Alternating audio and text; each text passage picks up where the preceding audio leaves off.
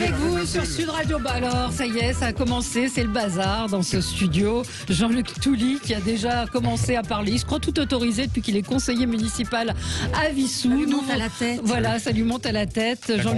Jean-Luc Touly, bonjour, président du FRIC, le Front républicain contre la corruption. Alexis Bachelet, autre conseiller municipal. Vous l'étiez, mais vous êtes depuis adjoint au maire de Colombes. Pas encore. Pas encore. Cet après-midi. Cet après-midi. Je suis conseiller municipal pour l'instant. Voilà, et puis vous avez été député PS et vous êtes aujourd'hui chef d'entreprise. Votre entreprise, c'est AB Consulting. Hassen Amou est avec nous depuis Marseille. Bonjour. Responsable associatif, fondateur du collectif marseillais Trop jeune pour mourir, bientôt maire de Marseille. Pas moi, non, je passe mon tour. On va évidemment parler de Marseille. En fait, c'était vos coups de cœur, vos coups de gueule concernaient tous Marseille, donc on va en faire un sujet. Et puis Virginie Leguet, chef adjoint au service politique de Paris Match. Beaucoup de choses évidemment à dire aujourd'hui. Édouard Philippe a présenté la démission de son gouvernement, un nouveau Premier ministre. Ou peut-être le même, mais il y a assez peu de chances. Visiblement, les rumeurs semblent confirmer qu'Édouard Philippe ne reviendra pas. Quel remaniement, quel profil idéal. Emmanuel Macron veut choisir un nouveau chemin, quel nouveau cap. Et puis la situation à Marseille qui est totalement ubuesque. On va évidemment en reparler. Moi, j'avais un coup de gueule sur la une de M, le magazine du Monde, qui met Assa Traoré à sa une, mais ce n'est qu'une longue continuité après Les Inrecuptibles, après Paris Match qui lui a, Virginie, consacré 4 pages, après hier un portrait encore dans le Parisien. Voilà, je m'étonne que des journaux prennent position dans une affaire qui est toujours en cours, qui est très compliquée, et que sur juste l'image de quelqu'un, on fasse des unes comme celle-là. Je ne sais pas ce que vous en pensez, Alexis. Moi, j'ai toujours des positions constantes sur la presse. Je pense que la presse est libre. Elle est critiquable comme quatrième pouvoir. Donc, on a le droit de ne pas être d'accord avec des unes, avec des prises de position, même parfois. On peut même penser que certaines unes sont des prises de position. C'en est une, là, en l'occurrence, c'est un parti pris, qui est fait par M, le magazine du Monde. Mais par ailleurs, si je mets de côté, je vais faire une réponse un peu de politicien. Si on met de côté cette une qui peut ne pas plaire à certaines personnes, globalement, je trouve que souvent, M, le Monde a eu des unes et des prises de... Enfin, c'est un peu décalé par rapport à ce qu'on lit dans d'autres presses. Non, mais c'est un très bon magazine. C'est un très bon magazine. Moi, jusqu'à maintenant, j'ai toujours été, même sur des unes ou des gens qui m'étonnaient. Mais là, je trouve que judiciairement, c'est une affaire compliquée, qu'on est beaucoup sur de la com de la part d'Assa Traoré et qu'on entend toujours ce côté-là et pas la partie adverse qui est celle des... On entend quand même toujours plusieurs sons de cloche parce qu'il y a beaucoup d'élus, notamment... ou de syndicats de policiers qui défendent l'institution policière et qui disent qui ouvrent un autre discours que celui d'Assa Traoré, qu'on peut trouver extrêmement radical et peut-être communication qui est pas à armes égales. Moi, je partage le point de vue de Valérie, mais je suis très gêné puisque j'ai mon ami Valérie qui est à côté. Je vais m'exprimer au nom de Match. Si vous en êtes d'accord, allez-y. Je ne vous couperai pas. Non, mais c'est pas forcément en Match, mais vous êtes d'accord que c'est une affaire extrêmement compliquée, qui est toujours en cours de jugement, sur laquelle il y a des différends extrêmement compliqués. Il y a des choses qui sont dites, et je m'étonne qu'elle fait par exemple la promotion de la polygamie. Je ne suis pas persuadée que elle explique qu'elle a été élevée dans une famille où il y avait 4 femmes, que c'était formidable. Voilà, c'est un élément parmi d'autres. De toute façon, la polygamie, c'est pas légal en France. Non, je suis d'accord, mais il y a ça, il y a un jeune homme qui a été violé en prison, il y a quand même des choses, des pressions. C'est pas très clair, c'est pas l'héroïne forcément qu'on veut nous présenter. A priori, je dis encore une fois, c'est pour ça que je pense qu'il faut être prudent. Il y aurait d'autres sujets plus intéressants. Moi, je voulais simplement dire... puisque Match a été cité par vous-même tout à l'heure, que le choix de Match, en général, c'est de prendre comme sujet des personnages qui font l'actualité. D'une certaine façon, elle fait l'actualité, comme Didier Raoult le fait. On peut avoir des idées extrêmement controversées sur Didier Raoult, on peut être pour, être contre, mais il a fait l'actualité pendant ces 2 mois, et Match choisit ce genre de personnages pour en faire des personnages Match. Et vous l'avez pas mis à la une, et vous l'avez peut-être pas traité de la même manière. La différence, c'est exactement ce que j'allais dire. La différence, c'est qu'on n'a pas mis Assa Traoré à la une, et je rappellerai quand même malgré tout que c'est le frère d'Assa Traoré qui est jugé, enfin qui est mort, et c'est sa mort qui est en question. En débat, exactement. Assa Traoré, c'est sa sœur, elle porte un combat, elle le porte avec la subjectivité qui est la sienne. Oui, bien sûr, avec la subjectivité qui est la sienne, mais je veux dire, elle-même n'est pas un personnage du procès. Elle est la sœur de celui qui est au cœur du procès. Elle est une partie civile s'il y avait un procès. Oui, voilà, exactement. Bon, passons à l'actualité de cette matinée. Le Premier ministre Édouard Philippe a présenté sa démission, la démission de son gouvernement. Il semblerait que ce soit bel et bien fini. Alors, c'est l'exercice préféré des Français de supputer, et des journalistes en particulier de supputer. Mais, un peu plus des journalistes. Pardon ? Un peu plus des journalistes. Oui, un peu plus des journalistes. C'est pour ça que je me suis reprise. Mais il semblerait tout de même que donc le président de la République veuille un nouveau chemin, et pour cela le Premier ministre donc a remis sa démission. Et Virginie Leguet, l'analyse que vous en faites, vous qui êtes une experte en analyse politique, ça vous inspire quoi ? En général, j'appelle nos auditeurs à nous appeler. Est-ce que vous souhaitez qu'Édouard Philippe ou pas ? Depuis les débuts de la Ve République, quand un président de la République veut changer de ligne politique, il change de Premier ministre. C'est clair, ça se passe toujours comme ça.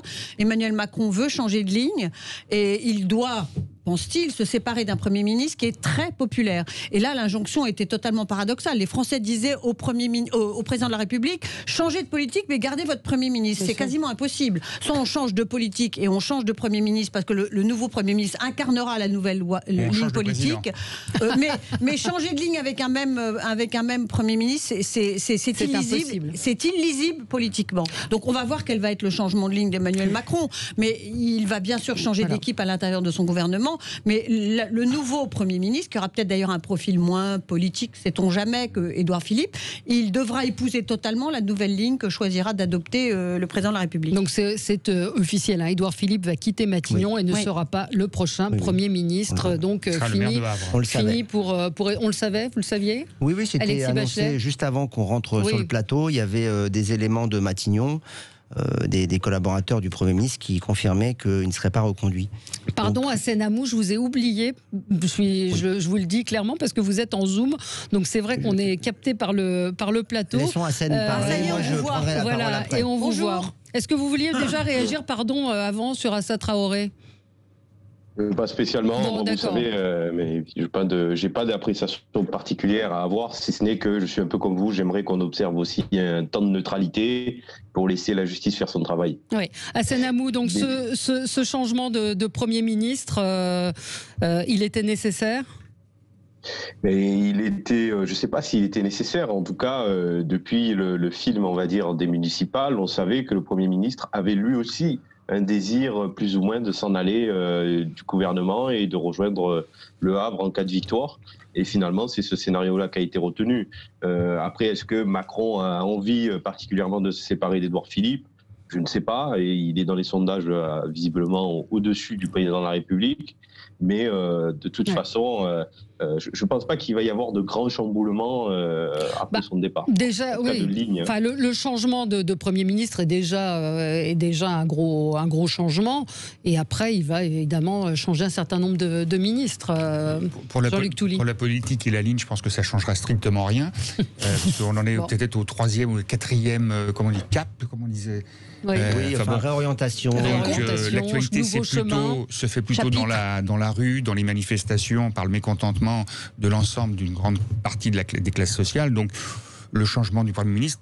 Par contre, ce que j'y vois, c'est que peut-être que Monsieur le Premier ministre, ex-Premier ministre, pourra se présenter peut-être à la présidentielle, et là que ça serait intéressant d'avoir un match Marine Le Pen contre le Premier ministre et une élimination au premier tour de Monsieur Macron, ce qui satisfera certainement le grand nombre. Oui, Rafik Smati, qui participe de temps en temps à l'émission, tweet en disant: dans l'esprit de nos institutions, le président préside, le Premier ministre gouverne et les ministres exécutent. Or, hélas, depuis une quinzaine d'années, le président gouverne, le PM exécute, le Premier ministre, et les ministres commentent. Urgent de revenir à l'esprit de la Ve République. Et ce changement de Premier ministre qui s'annonce est certainement celui d'un exécutant, d'un profil beaucoup plus terne peut-être que celui d'Édouard Philippe. Je ne sais pas ce que vous en pensez. Vous regrettez, Alexis Bachelet, on peut le dire. Il avait un petit faible pour Édouard Philippe. Non, mais dans le duo exécutif, c'est vrai qu'il faut être honnête. J'avais plutôt une préférence pour Édouard Philippe, mais bon, après... Mais comme beaucoup de Français qui ne souhaitaient pas qu'il s'en aille. C'est ce que disent les sondages, c'est ce que pensent les Français. Bon, après, on n'a pas forcément une appréciation très positive sur l'ensemble de la politique menée, mais sur les personnalités, je trouve qu'il y a plus d'humilité.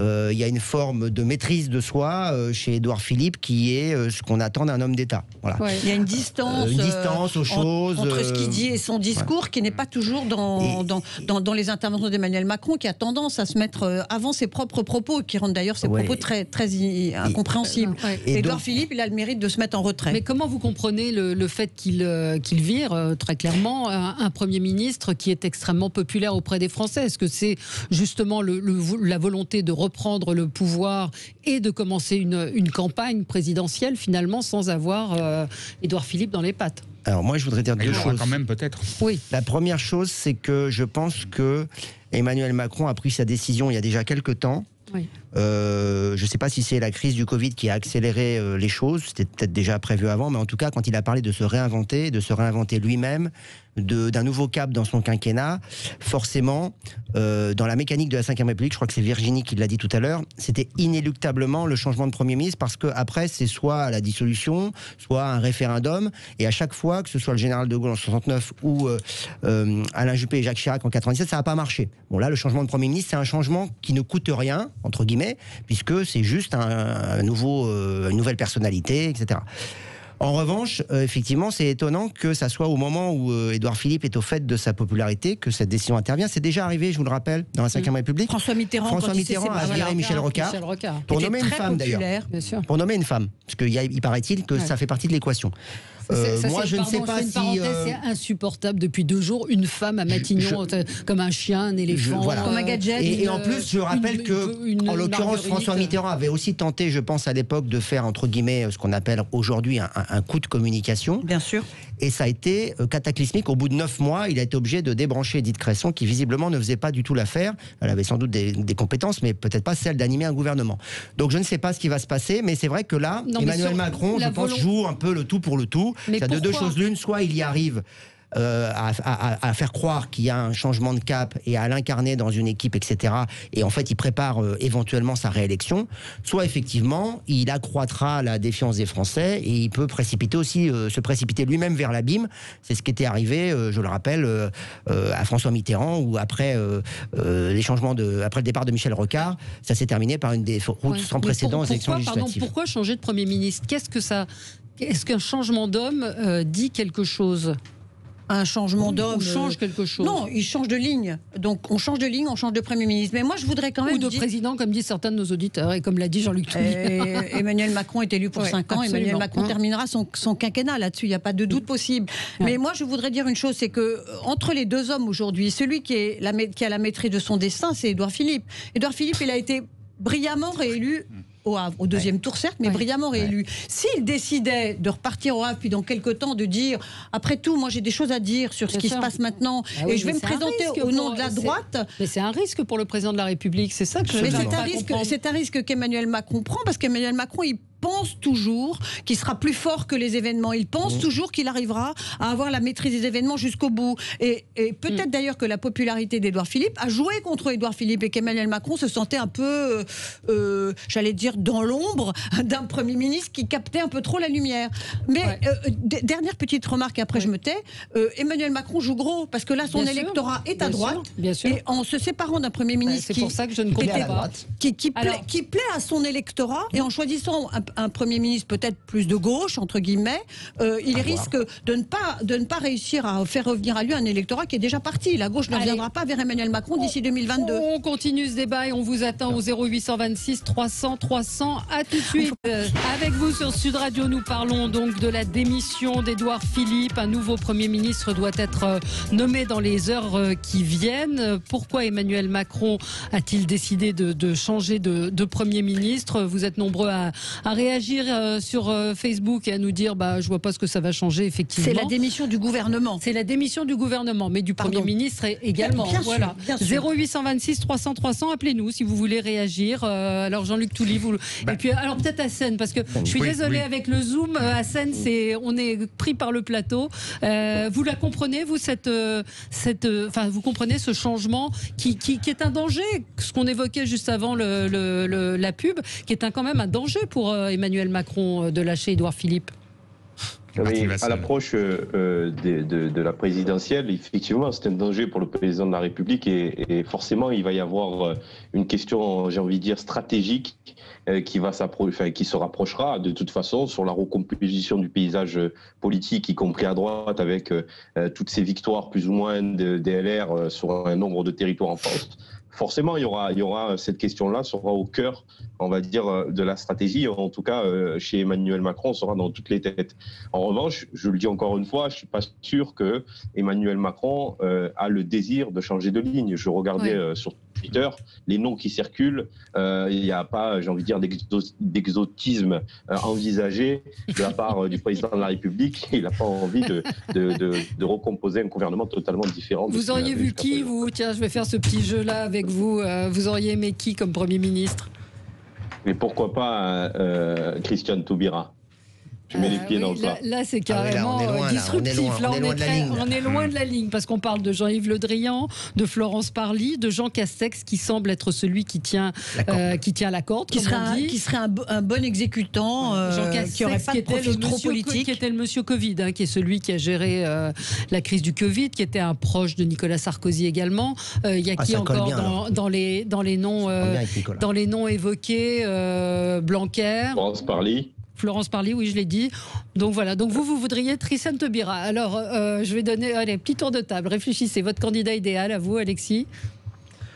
Non, j'ai pas de candidat idéal. Non, mais parce que bon, moi, j'ai pas complètement partagé la ligne politique d'Emmanuel Macron. Ça n'a échappé à personne. Donc, Emmanuel Macron va choisir quelqu'un qui sera un exécutant, qui lui permettra de se consacrer à sa campagne présidentielle. Et donc, il a besoin d'être sécurisé de ce côté-là. Je pense que l'émergence de la figure d'Édouard Philippe et des codes de popularité qui se sont croisés poser un problème politique aussi pour lui, mais peut-être il va aussi créer un autre problème politique en écartant Édouard Philippe, et que s'il met quelqu'un d'un peu plus terne, entre guillemets, parce que Jean Castex, moi je ne le connais pas, tout le monde m'en a dit du bien. Il est aussi maire de Prades, alors je ne sais pas si on dit Prades ou Prades, Prades dans les Pyrénées-Orientales, me dit Xavier. Tout le monde dit que c'est une personnalité de qualité, bon peut-être on verra, mais après, effectivement, si c'est ça, c'est une ligne politique quand même qui reste orienté vers le centre droit,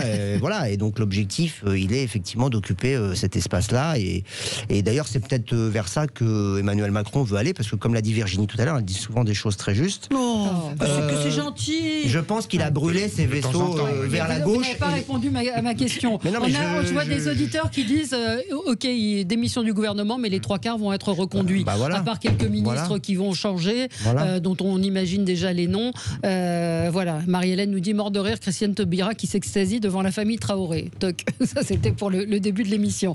Mais c'est vrai que beaucoup de nos auditeurs ont l'air assez sceptiques. 0826 300 300 si vous voulez réagir. Vous en pensez quoi? Écoutez, moi je verrais bien un élu local.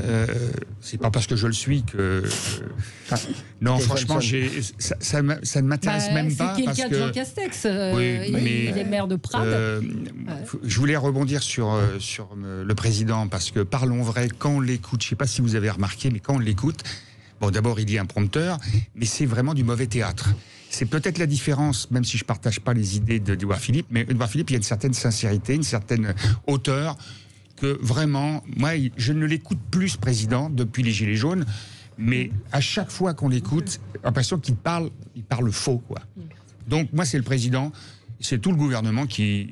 Ça serait faut bien. changer. Avec tout le changer. président, faut tout changer. Et il n'a pas répondu non plus. Non, il n'a pas répondu Non, plus. parce que Il faut franchement- que Assenamou, Il faut que je réponde à quelle question. Il faut que je réponde. Vous verriez qui Eh bien, Édouard Philippe. Moi, je pense que le Premier ministre idéal, c'était Édouard Philippe. Je pense qu'Emmanuel Macron est trop, peut-être, soucieux de sa propre popularité pour le garder. Et je pense surtout que si Emmanuel Macron veut changer de ligne, de toute façon, c'est trop tard. Et le résultat du deuxième tour des élections municipales a montré qu'il y a un électorat qui s'est réveillé, qu'il a doublé sur sa gauche, que cet électorat fera sa route avec un leader, je ne sais pas si ce sera un leader écologiste ou un leader écologiste soutenu par le PS, comme avait l'air de le sous-entendre Olivier Faure, fera sa route sans lui et qu'il est trop tard pour les récupérer. Donc il lâche la proie pour l'ombre et c'est dommage parce que Édouard Philippe était vraiment, je pense, le plus grand dénominateur commun de l'électorat qui le soutient aujourd'hui. Et je ne suis pas sûre que l'électorat de gauche, même si c'est monsieur Castex, peu importe, mais Emmanuel Macron ne récupérera pas l'électorat de gauche. Donc il joue gros dans cette affaire. C'est assez... Enfin, moi,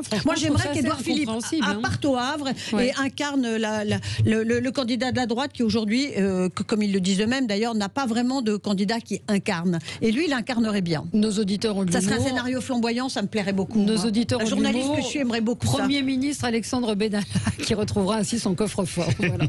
C'était une boutade, bien évidemment. Allez, on se retrouve dans un instant. On continue évidemment à évoquer ce remaniement. Et puis Marseille. Oui, Marseille. La bouillabaisse de Marseille. À tout de suite. C'est bon. Avec vous sur Sud Radio pour le 10h midi, on va revenir sur la situation ubuesque à Marseille, la bouillabaisse marseillaise. Notre auditeur Xavier me dit que Jean Castex n'est pas de gauche. Non, j'ai dit tout à l'heure que c'était un proche de Nicolas. Mais quelqu'un l'a dit effectivement juste avant la pub. Il est proche de Nicolas Sarkozy et effectivement, il a été le coordinateur du Covid, enfin le coordinateur du Covid. Allez, et puis on va voir effectivement ce que ça va donner. On a Cécile de Pau en ligne avec nous. Bonjour Cécile. Oui, bonjour Valérie, bonjour à tout le monde. Bonjour à tous. Cécile. Alors, qu'est-ce que vous vouliez nous dire? Qu'est-ce que vous pensez du remplacement d'Édouard Philippe? Alors moi, je suis super contente parce que j'ai gagné mon pari. J'étais persuadée, enfin persuadée.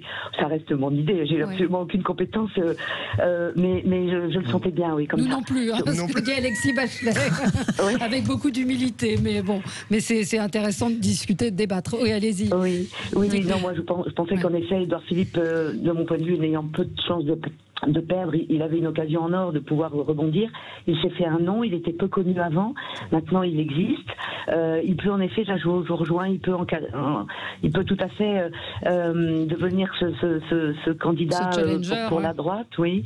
Voilà, la droite, il est quand même jupéiste, donc il y a tout un courant. En plus, Bordeaux a basculé, donc peut-être qu'il y aura une petite revanche des jupéistes de vouloir se remettre en selle dans 2 ans. Mais je crois que vraiment la difficulté de Macron, c'est non plus du tout, je crois, d'envisager une fin de quinquennat flamboyante avec des réformes. Ça, on a compris que c'était fini. Donc moi, je verrais bien, enfin, il me semble que de son point de vue, puisqu'il faut absolument qu'il puisse avoir un socle d'électeurs dans 2 ans, et que ça se délite un peu, la gauche s'étant cachée derrière, va sûrement se cacher derrière l'arbre écolo, et que bon, je crois qu'il j'ai même entendu dire que certains députés voulaient à nouveau quitter l'AREM pour refaire encore un Xème groupe. Donc il va y avoir un problème d'électeurs. Donc je crois qu'en effet, les affaires courantes, il va les confier de mon point de vue à Castex, qui est plutôt un grand serviteur de l'État, qui fera pas d'ombre, qui est considéré comme ayant bien géré le déconfinement. Voilà, ça me paraît pas mal. Bon, alors maintenant, évidemment, c'est à nous. Moi, je parle pour mon camp, comme ça je vous dirai d'où je viens.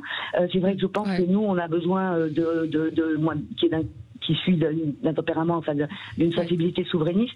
Nous, on va essayer de chipper les voix de Le Pen parce qu'on veut pas d'elle, et on va essayer de récupérer quand même un peu de ce qui pourrait être effectivement peut-être l'électorat de Juppé, enfin d'Édouard Philippe, pour essayer d'apporter un candidat. On verra. Qui c'est nous, madame? Qui c'est le nous? Qui c'est votre nous, madame? Moi, mon nous, c'est ce camp souverainiste au sens large. Hein. Alors ça va donc, évidemment, je m'intéresse beaucoup à ce qu'on fait au Frais, mais il n'y a pas que lui. Et puis il y a un peu de tout. Ça peut être également. Là, je parle pas de personne. Là, je parle de courant.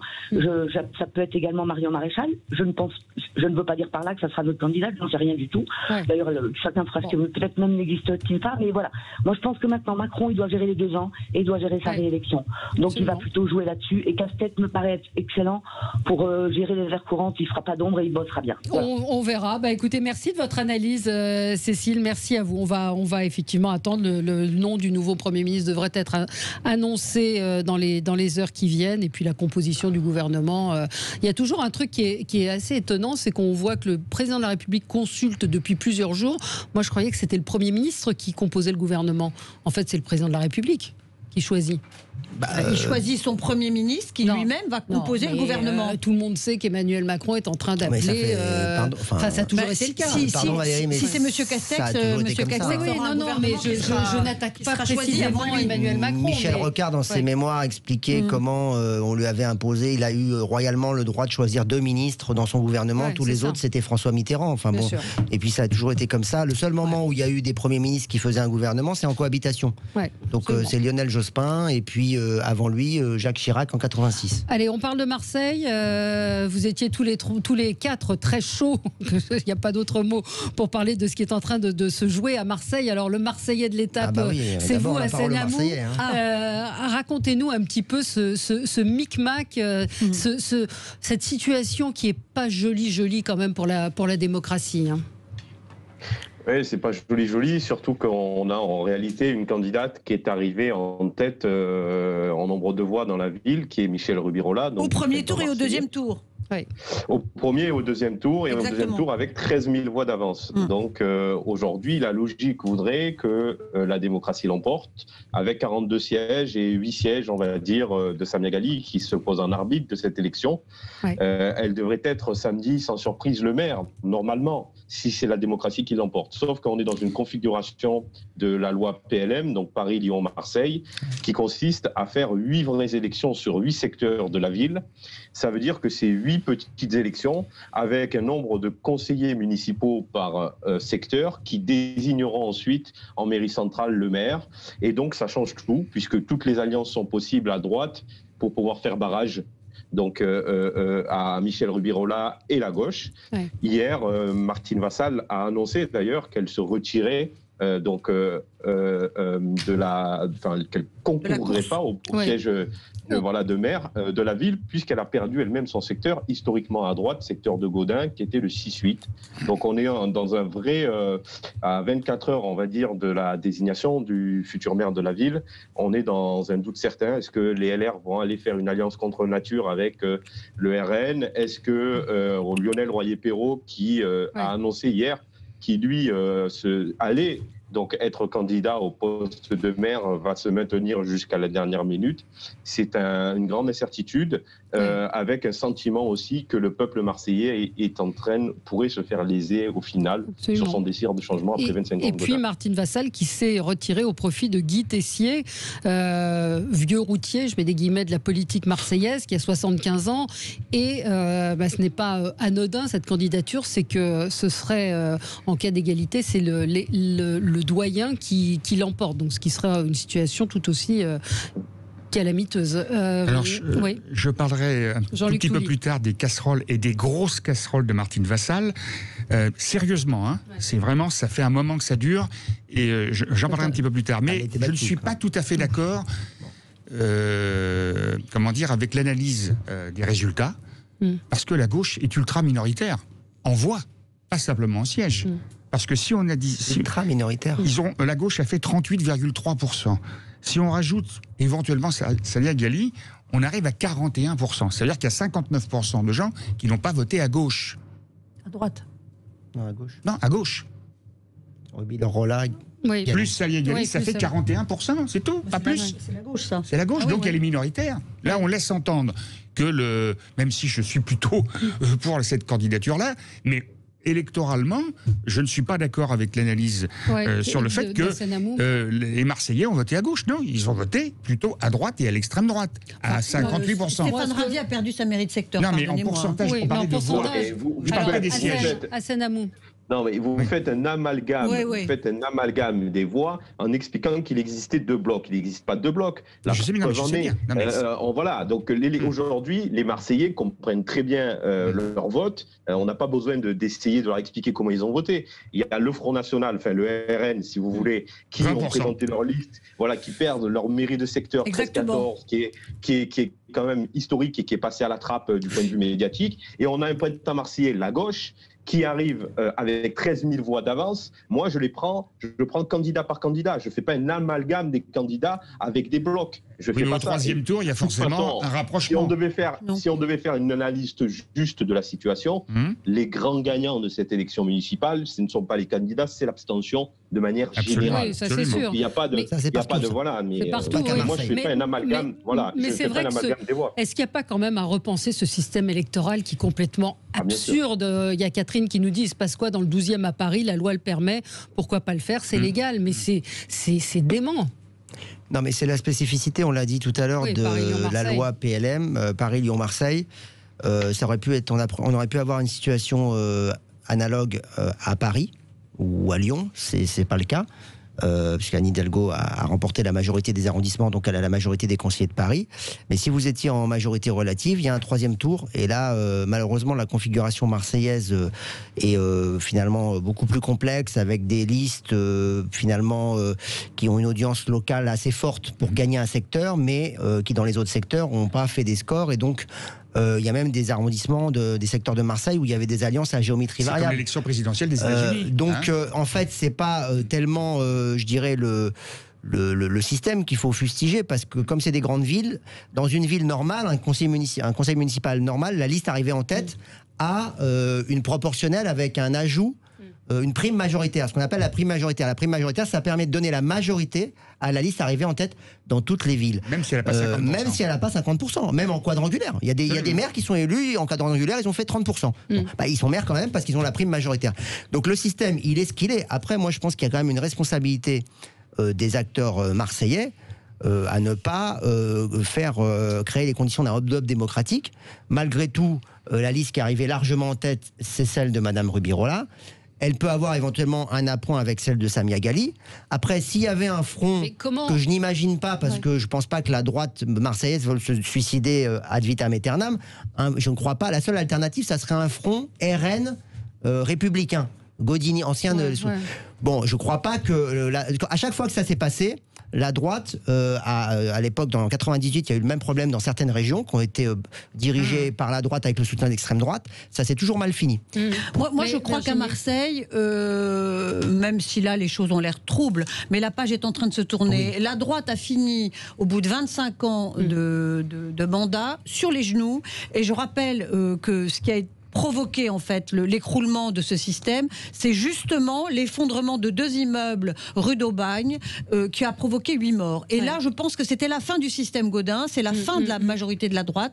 Et la droite, ça s'est vu au premier tour, ça se revoit au 2e tour, mais ça se revoit là maintenant, parce que la droite est divisée entre Martine Vassal, qui était la candidate officielle, Bruno Gilles, qui était le dissident, qui lui-même a fait un score. Aujourd'hui, elle est encore divisée à l'intérieur du conseil municipal, puisqu'il y a un candidat nouveau qui s'est présenté, qui est Royer-Perrault. Mais je pense que c'est fini, c'est des artifices. Ils sont en train d'essayer de renverser quelque chose dont ils ne comprennent pas que c'est irréversible. Et je pense que Madame Rubirola va être élue demain maire de Marseille. Je rappelle qu'il y a 3 tours demain au conseil municipal. Premier tour majorité absolue, 2e tour majorité absolue, 3e tour majorité relative. Et qu'elle risque de pouvoir gouverner avec une majorité relative, probablement avec l'appoint de Samia Ghali. Je vois mal Samia Ghali dire non, finalement, mon camp, c'est pas la gauche. Non, mais Samia Ghali, c'est une femme de gauche. Oui, mais c'est ça, c'était la question que je voulais poser. C'est une femme de gauche, elle va se rallier même si elle n'aime pas les gens de Madame Rubirola, même si elles n'ont pas de culture politique. Vous croyez qu'elle se dit je suis de gauche, je vais voter Rubirola? C'est pas visiblement ce qu'elle a déclaré pour l'instant. Je vais lui donner mes voix. C'est pas ce qu'elle a déclaré. Enfin, elle a raison. Elle fait monter les enchères. Bien sûr, je vais lui donner mes voix, mais en échange, je vais obtenir un très gros poste. Je vais obtenir un très gros poste au sein de la mairie de Marseille. Et pour elle, c'est elle qui tient les clés de l'élection de Madame Rubirola. C'est ce que nous souhaitons. Non, moi je vous dis que c'est ce qui va se passer. J'essaye d'apporter, c'est ce que nous souhaitons, et peut-être que les Marseillais le souhaitent. Enfin, une grande partie. C'est ce que disent les résultats du vote. Pour le pouvoir à Marseille, c'est pas nous qui, et c'est là que je viens à Martine Vassal, avec un ancien maire socialiste de la communauté d'Aglo, qui a été pendant très longtemps dans la mairie et qui était aussi le président du Conseil mondial de l'eau, le président de la Société des eaux de Marseille. avec des choses absolument scandaleuses. D'ailleurs, la procédure n'est pas totalement terminée.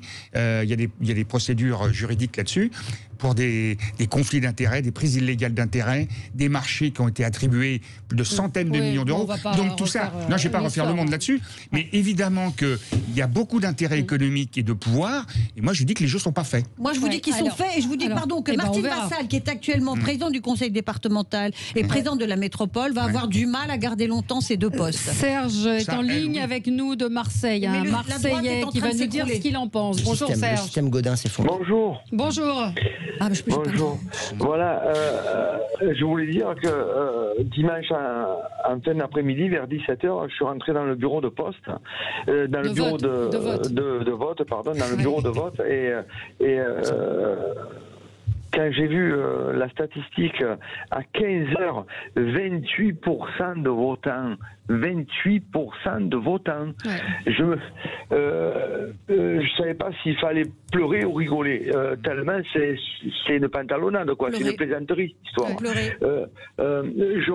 Alors donc, je sais pas, qui que ce soit qui va être élu aura une majorité relative, il gouvernera de manière relative. Ça veut dire que pour moi, gauche-droite, d'abord, ça ne veut plus rien dire, parce que je remarque que depuis plus de 40 ans, où en fonction du découpage du millefeuille administratif français, plus on avance dans le temps, moins les élus municipaux et notamment les élus de secteur ont de prérogatives. Qu'on le veuille ou non, c'est comme ça. Hein. Maintenant, ils vont finir par ne plus décider que la place d'un passage piéton ou d'un ralentisseur. Et plus ils se déchirent la place, quoi. Je veux dire, plus ils se déchirent pour la place. Moins ils ont de pouvoir et plus ils se déchirent pour y arriver. Je comprends. Franchement, je comprends pas. Et qu'on dise bien aux Marseillais avec combien de pourcentage des votants le maire qui aura été élu a été élu. Voilà, c'est ça. Alors, Hassen. Voilà. Non, mais je crois qu'il faut expliquer quelque chose dans ce système qui est, pour moi, à mes yeux, foncièrement injuste. Il est foncièrement injuste parce que les mairies d'opposition, donc les mairies de secteur, ne sont pas des mairies de plein exercice. Oui. Ce sont des boîtes aux lettres. Voilà, ce sont des boîtes aux lettres. Donc pendant 6 ans, vous avez des maires d'arrondissement qui sont là pour faire de la figuration. Et ça, je pense que au-delà même du système qui va faire élire une majorité, une opposition, je pense que oui, il faut mettre fin à la loi Paris-Lyon-Marseille. D'ailleurs, elle a été révisée, cette loi, pour permettre à Defferre d'être réélu. Donc on connaît tous donc le fil de l'histoire. Je pense vraiment, pour répondre à ta question du début, Valérie, il faut maintenant rendre le pouvoir donc à la population et revenir à un système normal, j'ai envie de dire, où tout le monde voterait unanimement pour une équipe municipale, des adjoints et un maire pour la ville. Alors on va revenir là-dessus. Je vais marquer une pause. Virginie, gardez votre commentaire pour tout à l'heure. On se retrouve dans un instant. À tout de suite. Allez, de retour avec vous jusqu'à midi. Vous retrouverez ensuite André Berkoff. Alors Virginie, vous aviez levé le doigt, et ensuite notre ami Alexis Bachelet également. Je vais essayer de parler doucement parce qu'il paraît qu'il y a un vilain auditeur qui a dit que j'avais une voix stridente, donc je vais essayer de chuchoter. Voilà. Alors je voulais simplement dire que ces élections ont quand même montré que le dernier mot revient justement aux électeurs, et là je m'adresse à l'auditeur qui a dit le pouvoir de revenir au peuple. On a bien vu que les mauvais arrangements qui avaient été passés à Lyon entre Gérard Collomb et la droite ont été déjoués par les électeurs qui se sont prononcés dans les urnes pour un candidat écolo. On a bien vu à Marseille que 25 ans de droite, et une droite qui est arrivée très sûre d'elle au début de cette élection, n'ont pas réussi à empêcher les électeurs de pousser une liste qui, je le rappelle, au départ, n'avait pas l'accord des écolos. Michel Rubirola était une ancienne EELV et n'était pas soutenue par Jean-Luc Mélenchon. Et bien cette liste-là, ils l'ont poussée au premier tour, ils l'ont poussée au deuxième tour. Et je trouve extrêmement réconfortant de me dire que dans les urnes, finalement, c'est les électeurs qui arrivent à dire ce qu'ils ont à dire. Avec quelle participation, et à déjouer Serge tout à l'heure. C'est mon propos. Ceux qui participent, au moins, ils ont envoyé un message. Alors, je ne dis pas que la participation n'était pas très faible, c'est vrai. Bachelet. On a une tendance, c'est vrai, depuis maintenant plusieurs années, à avoir des taux de participation en berne sur tous les scrutins. Il y avait 2 exceptions, il y avait l'élection présidentielle et l'élection municipale. Bon. Je pense moi, et c'est pas mon idée à moi tout seul, j'en ai discuté avec des gens comme Stéphane Rosès, qui sont des spécialistes de l'opinion, qu'on ne peut pas tirer des leçons du type les gens s'en fichent de la politique, les maires ne servent à rien. Non, pas du tout. Il y a eu un double contexte. Au premier tour, d'abord, il y a eu le Covid. Les gens étaient complètement... beaucoup de gens, moi j'en ai croisé énormément, avaient peur d'aller voter, et ils étaient dans le national. Ils avaient entendu Macron le jeudi, puis Édouard Philippe le samedi annoncer la fermeture des cafés. Donc il y a eu une abstention forte à cause de ce contexte exceptionnel de crise sanitaire. Très anxiogène. Et ensuite, le deuxième tour a été quasiment une réplique, parce que même si la crise de Covid était pour l'instant, en tout cas on le souhaite tous, l'épidémie était en recul, en régression, néanmoins, 3 mois après, la dynamique électorale a été un peu cassée. Beaucoup de gens d'ailleurs pensent qu'il n'aurait peut-être pas fallu les faire en juin, mais les faire plutôt en septembre, mais c'était compliqué, il fallait refaire 2 tours. On ne reviendra pas là-dessus, ça a été fait. Mais on ne peut pas comparer ces 2 tours d'élection municipale à d'autres scrutins municipaux antérieurs, sachant qu'il y avait des enquêtes d'opinion qui disaient que globalement, avant la crise du Covid, il y avait des enquêtes qui montraient que les gens étaient de plus en plus attachés à leur maire, avaient envie d'aller voter, et qu'il y avait 2 électeurs, deux personnes interrogées sur 3 qui disaient j'irai voter aux élections municipales. C'est le mandat préféré des Français. Juste, Hassen, avant de vous donner la parole, on a fait ce débat lundi. Beaucoup de nos auditeurs nous ont dit moi, il n'y a personne qui me convenait. Je ne veux pas voter pour les candidats qui étaient là. Donc, vous votez blanc. Il y a des gens qui se déplacent pour voter blanc. On a fait le débat lundi, et si les votes blancs étaient comptés, il y aurait eu davantage de votants, nous dit Brigitte. Et Nadette nous dit moi, j'envoie aussi un message en ne participant pas. Voilà. On n'envoie aucun message en participant pas. Non, mais si on considère, et je ne veux pas être malhonnête, mais si on considère que parfois les sondages sont valables. Là, vous avez 13 000 personnes qui ont placé en tête la liste du printemps marseillais, Michel Rubirola. Moi, je suis d'accord avec ça. Je pense que ça peut donner quand même une tendance sur la ville, sans parler de la chanson. Donc moi, je pense que moi qui vis ma ville, je sais très bien que de grands acteurs de droite dans le monde économique, puisque moi je suis proche de la chambre de commerce par exemple, avaient un désir de voir changer cette ville, avaient un désir d'alternance. 25 ans c'est trop long, c'est un pouvoir qui, on l'a vu, c'est ankylosé, qui s'est trop installé, qui a laissé place à des choses qui sont inacceptables et inadmissibles. On peut parler du partenariat public-privé sur les écoles, on peut parler de l'effondrement de la rue d'Aubagne, on peut parler d'une concentration des pouvoirs, on peut parler d'un tas de trucs, de l'exclusion des quartiers nord de la ville. Vous avez des établissements scolaires, des écoles primaires qui tombaient en ruine, où on avait de la flotte dans les cours, où on n'avait pas de chauffage l'hiver. On peut parler de tout ça, quoi. Donc je pense qu'il y avait une tendance sur la ville et qu'elle s'est confirmée malgré l'abstention, qui est une tendance nationale. Mais je pense que 13 000 personnes, c'est quand même pas rien à l'échelle d'une ville. Non. Jean-Luc Touly. Je suis d'accord et pas d'accord, parce que l'électorat du Rassemblement national, qui a fait un peu plus de 20%, et qui, d'ailleurs, dans un dernier sondage, Marine Le Pen, si elle se présentait face au président, ça serait 55-45. On ne peut pas dire que l'électorat du Rassemblement national, c'est tous des racistes, des bons à rien, etc. C'est un électorat qui, il y a quelques dizaines d'années, votait communiste. Donc c'est en général des gens modestes.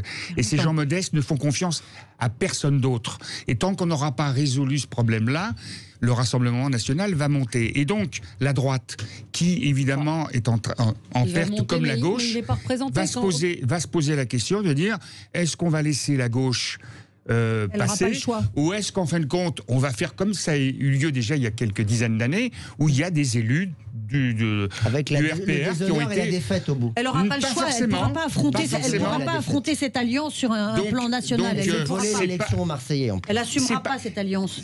Je dis que je suis d'accord avec votre analyse, mais en même temps il ne faut pas mésestimer et lâcher avec les chiens, comme d'ailleurs une vieille expression, l'électorat du Rassemblement national. Tant qu'on ne s'occupera pas de ces personnes-là, et des gens qui n'ont pas voté, et des gens qui n'ont pas voté... Il a perdu sa mairie de secteur. Les gens qui n'ont pas voté, qui sont en général les gens les plus modestes, ils ne croient plus en rien. Non. Donc si on se satisfait... Et je me satisferais tout à fait d'une élection de l'écolo, il n'y a pas de problème. Mais ça ne résoudra rien à terme. C'est ça ma préoccupation. Et j'ai la même analyse que Michel Onfray. Mais il n'y a pas à se satisfaire ou pas se satisfaire, il y a à entendre ce que disent les électeurs. Oui, Hassen Amou. Il s'est passé quelque chose d'extraordinaire à Marseille. Sur le secteur de Samia Ghali, puisque tu la prenais en exemple, et donc il y a eu deux blocs qui se sont affrontés, puisque le ELV, donc par l'intermédiaire de Sébastien Barre, qui était tête de liste pour les Verts à Marseille, avait décidé de donner le logo ELV à Samia Ghali. Résultat, 385 voix d'écart entre la liste du printemps marseillais et Samia Ghali. Résultat, moi je le dis encore une fois, c'est-à-dire que tu disais les gens, les pauvres n'ont pas voté. Dans ce secteur-là, qui est extrêmement paupérisé de la ville, les gens ont donné la force aux deux gauches qui existaient en présence sur ce secteur de la ville, puisque ça s'est joué à 3% près, donc la gagne pour ce secteur-là. Donc, avec combien d'abstentions aussi? Oui, non, mais on peut revenir à l'abstention. Mais je veux dire, ils n'ont pas placé, par exemple, le RN devant. Le RN est arrivé largement derrière, très derrière dans ce secteur de la ville. Ça veut dire qu'il y a quand même des poches, j'ai envie de dire, une réserve de voix importante, qui avait envie aussi, à un moment donné, il faut l'entendre, ça, il faut le comprendre, qui avait envie de ce changement. Et ce changement-là, il est venu.